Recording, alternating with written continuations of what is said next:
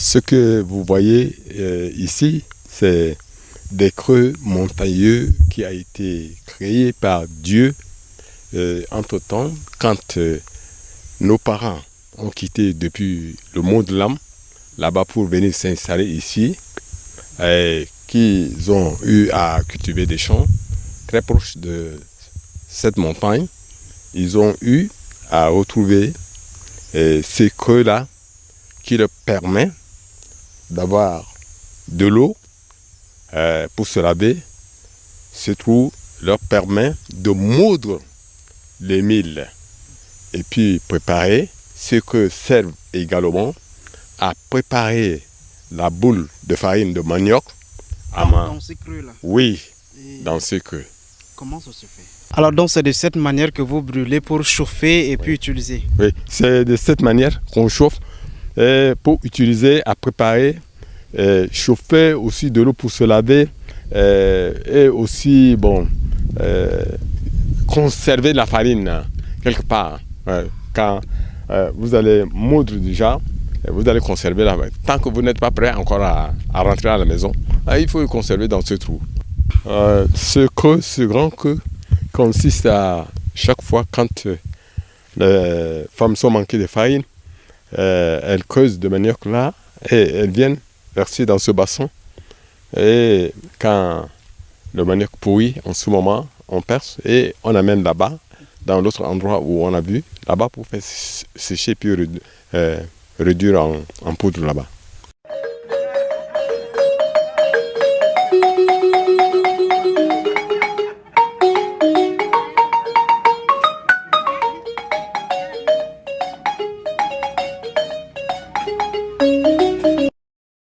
Ce pierre que vous le voyez ici, ça sert à aiguiser tous les objets auxquels nos parents, nos aïeux ont utilisé pour chasser.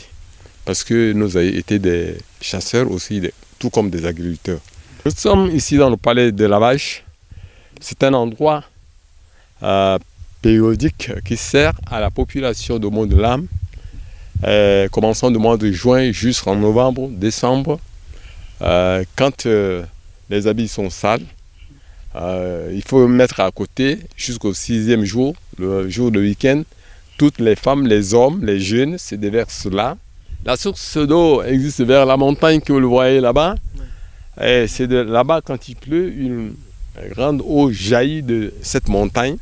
Elle coule, elle prend le lit de cette montagne que vous voyez, jusqu'à arriver au palais de lavage ici, pour permettre aux gens de laver convenablement leur lessive. Amis téléspectateurs, merci. Le voyage prend fin ici.